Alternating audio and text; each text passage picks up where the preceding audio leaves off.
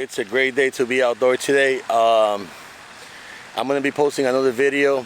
It's a problem that we're having right now in the United States and maybe worldwide. Check it out. It's about addiction. Mental health and addiction is like neck to neck. Please check out the video. If you like it, thumbs up. If you don't like it, just post a comment on the bottom and I will try to answer all your questions. And if you want any more information, the phone number for the clinic is 321-280-3949. 321-280-3949. I hope you guys like it. Thanks. God bless.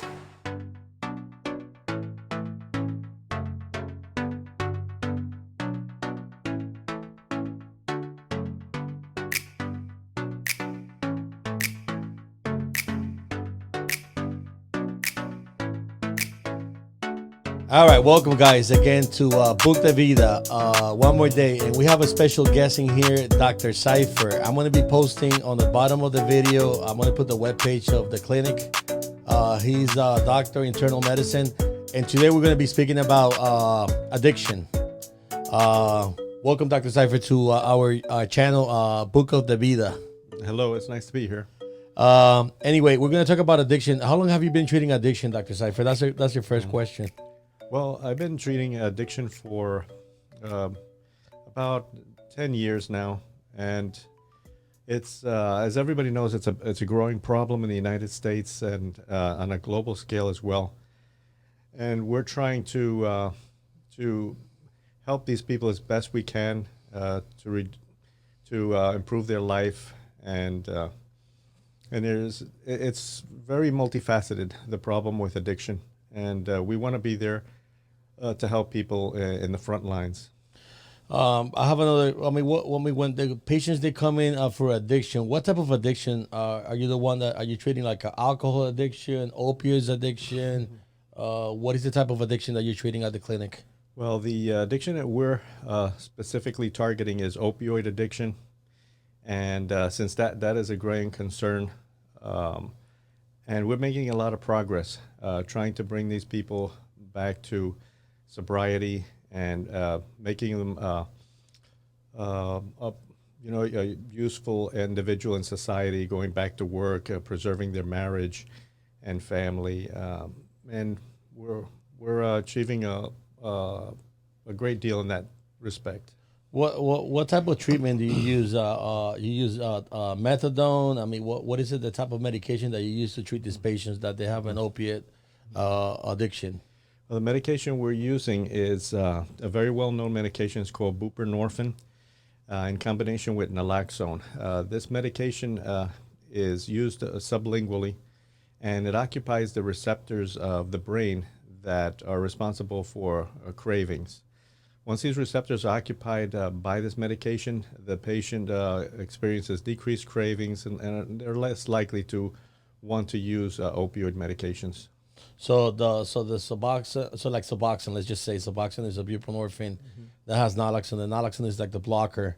What about when patients? I know that we have heard the medication, the Subutex. Is that something that you guys prescribe in your clinic? Subutex is a good medication, but the problem with this medication is that it lacks the naloxone component. And then it lends itself to abuse by patients with an addiction. So we'd rather not be part of that scene where they abuse this medication. We'd rather have this medication known as buprenorphine administered with naloxone. Is that the same thing? Is that the same case with the methadone? When it comes to methadone, is that something similar? Methadone is usually given in methadone clinics. These clinics have a special license to administer methadone. We don't have that license. We don't prescribe methadone. And actually, methadone is not as good in controlling opioid cravings as Suboxone. So I've had many patients that have left methadone clinics because the results weren't as good as with Suboxone. I mean, how do the patient? I mean, I know we're talking about Suboxone or buprenorphine with naloxone. When does the patient start taking that medication? When is the perfect timing for the patient to administer the first dosage? You know, with Suboxone or the generic form of the medication, which is called buprenorphine, it can be started as long as the patient has been used an opioid medication within the last 24 hours or more, depending on the dose that they were taking. And what we want to achieve is as close as possible to full withdrawal. And that's when the patient is to take the buprenorphine, and it works fairly quickly. Within less than 30 minutes, I'd say maybe even 15 minutes, the patient starts to feel a great improvement, and the withdrawal subside. What about if they take it before withdrawals? What happens to the patient? if That's they a very take good question, yeah. because there are some patients that like to take the Suboxone before they're supposed to, and that will precipitate opioid withdrawal, and it can be really serious. Some patients that have taken it before they were supposed to, they can be in a fetal position on the floor, incapacitated for many hours until the medication finds its way through their system. Can a patient overdose from Suboxone, from buprenorphine, or any type of those medications, like the Subsol, I believe is the generic one, or I think it's a brand name. But can a patient overdose taking those medications? In the literature, a patient can overdose on any medication, but the fatality due to the overdose varies from medication to medication. Fortunately, this medication is very good in that respect, that there have been little to practically no fatalities from buprenorphine overdose, which is very useful when treating people with opioid addiction. How do you monitor the patient when you put them in a buprenorphine with naloxone? How do you monitor the patient? Is it weekly? Every month? Is it a case? Is it going to be a different case each time? Let's just say a patient that does heroin and another patient that does just opioid pills, like the oxycodones and all these pills that they're out there. There's a difference on the treatment for both patients, or is it the same treatment that you do for both patients? Well, just like in any other disease, there are mild, moderate, and severe cases. When treating people with opioid addiction, you have to you give them an evaluation, a written. The one we provide is a written evaluation, where we find out how bad their situation is. If the addiction is very severe and they're surrounded by person, places, or things which we call triggers that would make them continue using opioids, then we always recommend that they come back on a weekly basis, not only to receive the medication, but also to receive the necessary counseling. Because most of the treatment with these opioid antagonist type of medications that we give require counseling. And I'd say that most of the treatment, like 90% of the treatment, involves counseling. Okay. What is the difference? When it comes to a patient that they say they have the question, listen, is your clinic an inpatient or outpatient clinic? What is the difference between the inpatient and outpatient clinic? Well, that's a huge difference between an inpatient and outpatient clinic in respect to what we expect of the patient. The patient, and when they are in inpatient, they're confined to a facility, and they're being monitored on a daily basis, and they receive counseling, and they stay there, they eat, they sleep there. Those are for patients with more intense, more severe addiction. Patients that can be seen in the outpatient setting are patients that have the discipline necessary to make the changes in their life, and can also attend counseling as expected of them. I got another question that a lot of offices, I don't know if they do this or not. If I just want to make it clear to whoever is watching this and he has an addiction problem, again, I'm going to post the phone number of the clinic on the bottom, and Dr. Seifert and his staff. I'm one of the members in the staff. Will be working together with you guys. But if the patient loses the script, can they come back and ask for another script? That's a very good question because in addiction, the patients are always looking for ways to game the system, and we have to be very smart to that situation. And when a patient does confront the doctor or his staff by saying he lost the script, we have to be very strict with them.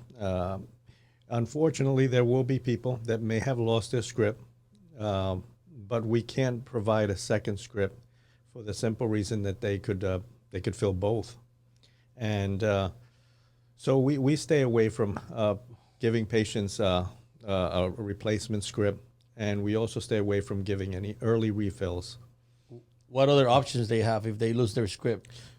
Well, we always encourage a patient to report to make a police report, and that way, if it was stolen, it will be reported and possibly investigated. Can they go to the hospital and pick like a? Oh yes, if they can't find their medication, they don't know where they put it or it was stolen or anything. We always tell the patient, go to the hospital and they can give you a 2 or 3 day supply of medication, and that will hold them off until their next appointment when I can give them a full prescription again.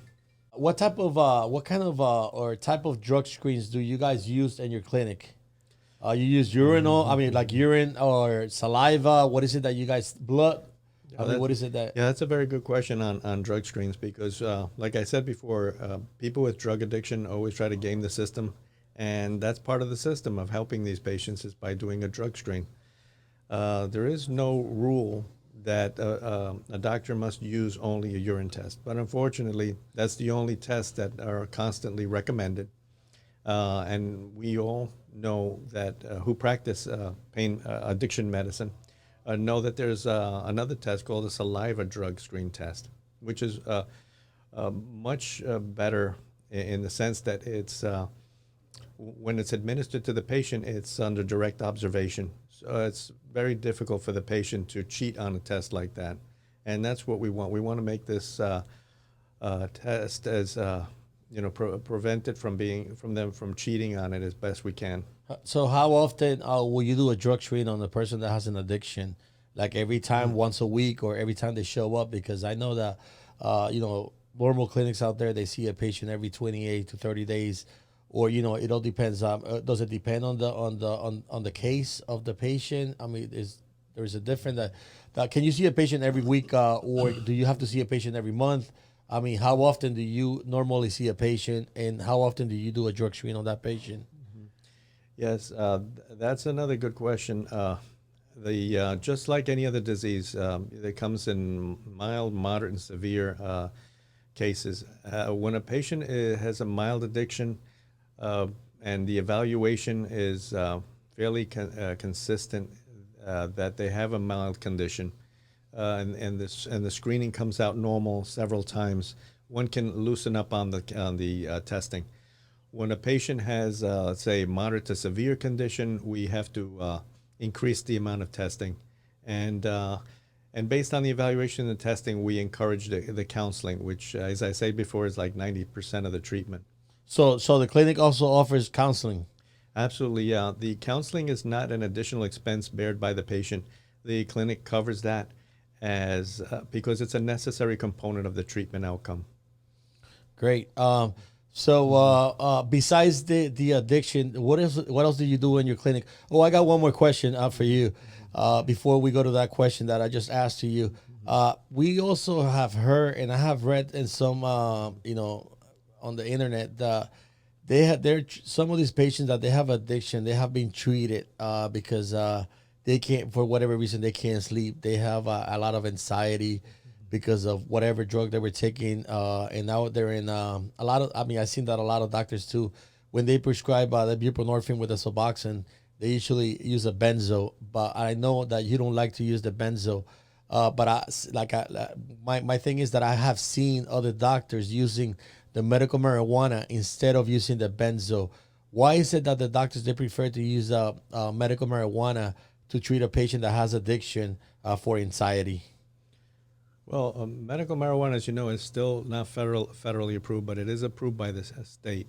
And medical marijuana without a high THC concentration or very little THC concentration can help the patient immensely. And there haven't been many fatalities related to medical marijuana use. And it helps anxiety fairly well in patients with post-traumatic stress disorder. We always discourage other doctors and patients from using benzodiazepines along with any opioid medication, be it buprenorphine for addiction or oxycodone or hydrocodone for pain management, for the simple reason that it's a sedative, and the narcotics as well are sedatives, so we don't want to oversedate the patient and impair their respiratory center and have them pass away. We want to avoid that. Great. What else do you do, Dr. Seifert's clinic? I know the answer, but I just want to ask you, what else besides the addiction? What else do you guys do in the clinic? Besides helping people with addiction and anxiety, as I mentioned before, we help patients with moderate to severe pain. There are many facilities where they take care of pain, but we have to be extra careful when we address moderate to severe pain, because as we know, these pain medications are a double-edged sword in the sense that they can be highly addictive. So we always have to be monitoring the addictive potential of these medications for the safety of the patient.